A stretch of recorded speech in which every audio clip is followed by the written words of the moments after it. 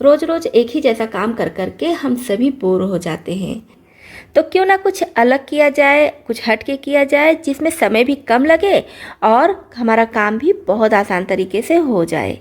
हमेशा की तरह फिर से आपके लिए बहुत यूजफुल टिप्स लाई हूँ, जिससे आपके घंटों के काम मिनटों में हो जाएंगे और आपके ढेर सारे समय और पैसे भी बचेंगे। तो वीडियो देखने से पहले हर बार की तरह आज भी कमेंट बॉक्स में लिखकर आप ज़रूर बताइएगा कि इस चैनल का वीडियो कहाँ से देख रहे हैं। मार्केट से हम बढ़िया से देखकर छाट कर आलू लाते हैं और घर में लाते हैं, इसको एक सप्ताह के लिए ही रख देते हैं। तो देखते हैं छोटा छोटा अंकुर निकल आया है, जो समय के साथ साथ धीरे धीरे बड़ा होने लगता है।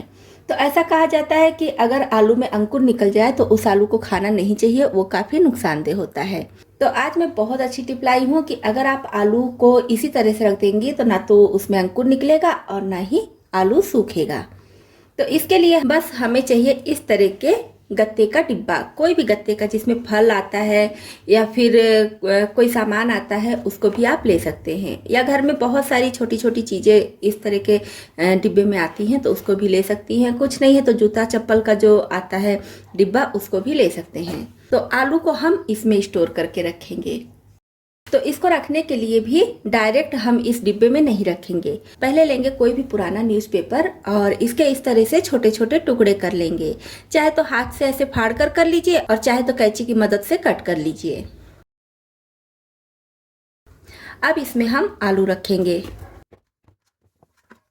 तो अगर इसमें आपको और आलू रखना है तो ऊपर से छोटे छोटे न्यूज़पेपर के टुकड़े रख दीजिए, फिर से और आलू रख दीजिए। तो मैं बस इतना ही आलू रख रही हूँ। तो इस तरह से जब हम इसके साथ न्यूज़पेपर रख देंगे तो न्यूज़पेपर आलू का जो मॉइस्चर होता है वो सोख करेगा, और जिसकी वजह से ना तो आलू सूखेगा और ना ही इसमें अंकुर निकलेगा।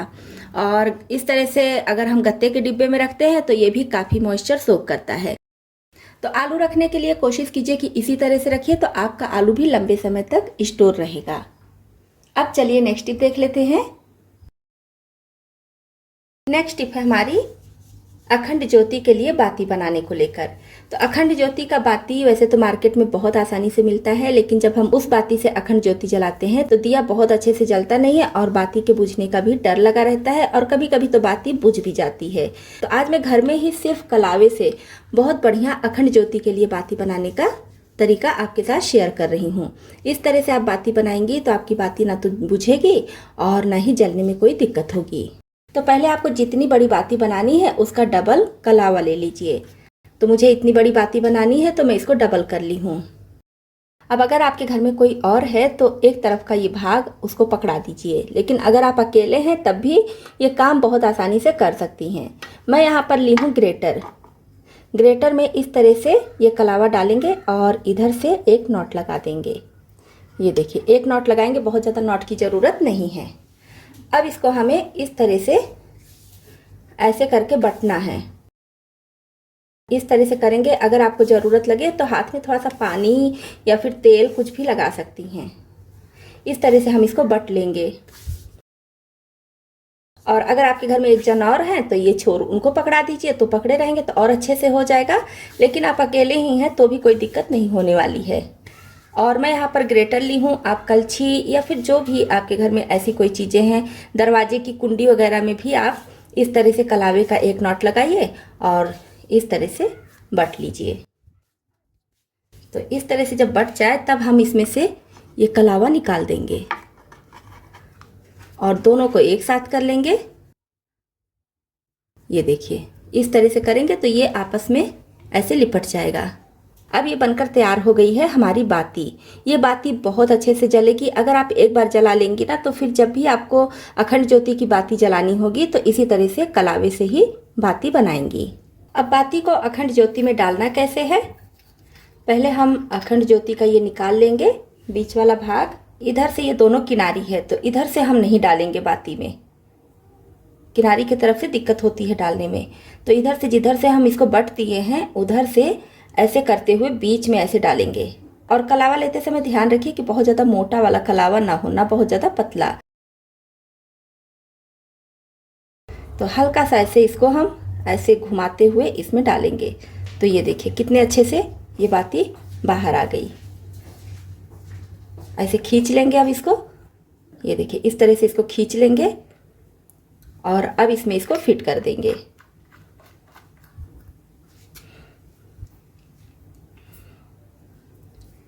अब इसको ऐसे इसमें घुमाकर ऐसे रख देंगे और ये जो एक्स्ट्रा भाग है, जो किनारी वाला भाग है, इसको कट करके निकाल देंगे।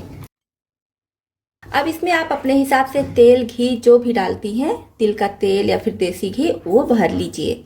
तो मैं भी इसमें तिल का तेल डाल रही हूँ क्योंकि मैं तिल के तेल से ही दिया जलाती हूँ। मैं अभी सिर्फ आपको दिखाने के लिए ये बाती बनाई हूँ, इसलिए तेल कम डाली हूँ, लेकिन आप कोशिश कीजिए कि पूरा भर दीजिए तो ज़्यादा अच्छा है। अब इसको जलाएंगे। तो ये कलावे की बाती बहुत ही सस्ती पड़ती है और बहुत बढ़िया से जलती है। पूरी रात आप इसको जलाकर छोड़ देंगी तो बार बार आपको उठकर देखने की जरूरत नहीं पड़ेगी, बुझती बिल्कुल नहीं है। बस आपको ध्यान ये रखना है कि इसमें तेल या घी कम ना होने पाए।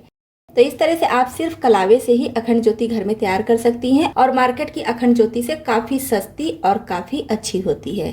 तो है ना कमाल की टिप। इस नवरात्रि और दिवाली आप इस तरह से अखंड ज्योति बनाकर तैयार कीजिए, या जब भी पूजा पाठ आपको करना हो, अखंड ज्योति जलाना हो, तो इस तरह से जला लीजिए। सर्दियों का मौसम शुरू हो चुका है और हर घर में मकई की रोटी, बाजरे की रोटी, ज्वार या फिर जौ, तरह तरह की रोटियां बनने लगेंगी। तो काफ़ी लोगों की शिकायत होती है कि बाजरे की रोटी बहुत अच्छी नहीं बनती है, टूटने लगती है या फिर पतली नहीं होती। तो इसके लिए बहुत अच्छी टिप लाई हूँ। जितना भी आपको आटा लेना हो, बाजरे का आटा ले लीजिए और आटा लेते समय ध्यान रखिए कि ताज़ा आटा लीजिए तो ज़्यादा अच्छा है। इससे रोटियों का स्वाद भी बहुत बढ़िया आता है और रोटियाँ भी बहुत बढ़िया बनती हैं। तो यहाँ पर मैं बिल्कुल ताज़ा आटा ली हूँ, तो इसी तरह से कोशिश कीजिए कि आप लीजिए तो ज़्यादा अच्छा है। आटे को एक बार चाल कर फिर लीजिए। अब इसके बाद हमें चाहिए हल्का गर्म पानी। बहुत ज़्यादा गर्म पानी की ज़रूरत नहीं है, हल्का गर्म है, जितना कि हाथ से आसानी से छू सके। इसमें थोड़ा थोड़ा पानी डालकर इसका डो तैयार करना है। एक साथ ज़्यादा पानी नहीं डालेंगे, पानी थोड़ा थोड़ा करके डालेंगे और इसका हमें सॉफ्ट डो तैयार करना है। अगर हम टाइट डो तैयार करेंगे तो इससे जब रोटियां बनाएंगे तो ये फटने लगेंगी, इसलिए डो थोड़ा सा सॉफ्ट रखेंगे तो रोटियां ज़्यादा अच्छी बनती हैं। तो इस तरह से थोड़ा थोड़ा पानी डालकर इसका सॉफ्ट डो तैयार कर लेंगे और जब इस तरह से सॉफ्ट डो तैयार हो जाए तो हथेली से प्रेस करते हुए बढ़िया से मसल लेंगे, करीब 2 से 3 मिनट तक। जितना बढ़िया इसको मसलेंगे ये डो उतना ही बढ़िया लचीला होगा और रोटियां बनाने में उतनी ही आसानी होंगी। रोटियां ना तो फटेंगी और ना ही टूटेंगी। जितनी पतली हम चाहेंगे उतनी पतली इससे रोटियां बनकर तैयार हो जाएंगी। तो इस तरह से मैंने खूब अच्छी तरह से इसको मसल लिया है और देखने से ही एकदम चिकना सॉफ्ट लग रहा है। तो बस इसी तरह से हमें इसका आटा लगाना है। अब जितनी बड़ी आपको रोटी बनानी है उतनी बड़ी बड़ी लोई इसमें से तोड़ लीजिए। वैसे इस तरह का जो मोटा अनाज होता है उससे जो भी रोटियां हम बनाते हैं थोड़ी सी मोटी होती हैं तो खाने में ज़्यादा अच्छी लगती हैं। अब एक लोई लेंगे, इस तरह से गोल करेंगे। अब इसमें लगाएंगे थोड़ा सा सूखा आटा। तो थोड़ा सा आटा लगाने के बाद इस तरह 4 उंगली इस पर रखेंगे और ऐसे घुमाते हुए रोटी को बड़ी करेंगे। तो आटा एकदम सॉफ्ट है इसलिए इसको बड़ी करने में बिल्कुल भी दिक्कत नहीं होती है। जितनी बड़ी आप चाहे इस तरह से कर लीजिए, कोई भी दिक्कत नहीं होगी। और जितनी पतली आप चाहें उतनी पतली कर लीजिए। तो इस तरह से देखिए उंगली से ही ये रोटी इतनी बड़ी हो गई है कि इसको बेलने की भी ज़रूरत नहीं है। तो अगर आपको ज़रूरत लगे तो बेलन लगा लीजिए, नहीं तो उंगली से ही ऐसे बड़ी करके रोटी बना लीजिए। और बीच में आपको ज़रूरत लगे तो थोड़ा सा सूखा आटा भी लगा लीजिए। और दूसरी साइड से जितनी बड़ी आपको करनी है, जितनी पतली आपको करनी है उतनी पतली कर लीजिए। तो देखिए रोटी ना तो फटी है और ना ही टूटी है, बहुत बढ़िया ये रोटी बनी है। तो अब इसको सेक कर दिखा रही हूँ। तवा अच्छे से जब गर्म हो जाए तब इस पर हम ये रोटी डाल देंगे और जब हल्का सा कलर चेंज हो जाए तो पलटे की मदद से इसको छुड़ा लेंगे, क्योंकि आटा थोड़ा सॉफ्ट होता है तो तवे में चिपक जाता है, इसलिए पलटे की मदद से इसको छुड़ाकर पलट देंगे और दूसरे साइड से बढ़िया से सेक लेंगे। इस रोटी को हम मीडियम फ्लेम पर सेकेंगे, बहुत ज़्यादा हाई फ्लेम पर नहीं सेकेंगे, क्योंकि मोटे अनाज की रोटी है तो कच्ची रह जाएगी। मीडियम पर ही इसको हमें सेकना है। जब इधर से बढ़िया से कलर आ जाए तो आप चाहे तो इसको गैस पर, जैसे मैं फुला रही हूँ, इस तरह से फुला लीजिए। दोनों तरफ से पलट कर बढ़िया से कलर आ जाए, सिक जाए, फिर निकाल लीजिए और चाहे तो डायरेक्ट तवे पर ही फुला लीजिए। तो ये देखिए कितनी बढ़िया रोटी बनी है। अब इसको भी मैं सेक कर दिखा रही हूँ। तो सेम उसी तरह से इसको भी सेक लेंगे। तो इस तरह से जब आप बाजरे की रोटी बनाएंगी तो बिल्कुल भी दिक्कत नहीं होगी, ना ही आपकी रोटी फटेगी और ना ही टूटेगी। अब इस रोटी को आप चाहे तो ऐसे सादा ही सर्व कीजिए और चाहे तो मेरी तरह हल्का सा देसी घी लगाकर सर्व कीजिए। तो देखिए हमारी रोटी कितनी बढ़िया मुलायम बनी है, एकदम सॉफ्ट है और बहुत ज़्यादा ना तो मोटी है ना बहुत ज़्यादा पतली है। तो इस तरह से आप भी बाजरे की रोटी कम मेहनत, बिना फटे बिना टूटे फटाफट बनाकर तैयार कर सकती हैं। तो दोस्तों आपको इसमें से कौन सी टिप ज़्यादा पसंद आई और कौन सी पहले से पता थी, कमेंट बॉक्स में लिखकर ज़रूर बताइएगा। और चैनल पर पहली बार आए हैं, हमारी यूट्यूब फैमिली में शामिल होना चाहते हैं तो इस चैनल को सब्सक्राइब भी कर लीजिएगा।